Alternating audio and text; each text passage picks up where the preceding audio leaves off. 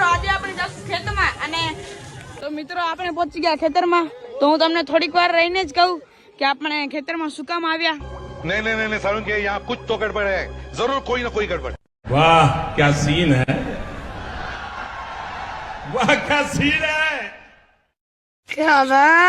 रोम रोम भाइयों सिस्टम पार देंगे I love you all! दोस्तों ना कोई मंजिल है ना कोई साथी है फिर भी निकल पड़ा हूँ घर से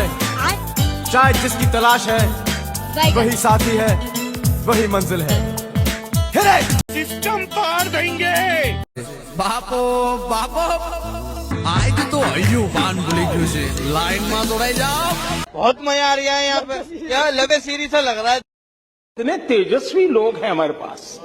कितने शानदार विचार रखते हैं અરે બાપ રે खत्म bye bye tata goodbye गया તો મિત્રો અમે ગોકુલ આઠમની તૈયારી કરી પાછા આવી ગયા તો તમને જો મારો આ બ્લોગ પસંદ આવ્યો તો લાઈક શેર અને સબસ્ક્રાઇબ જરૂરથી કરતા જાજો જય માતાજી જય મહાકાળી માં મિત્રો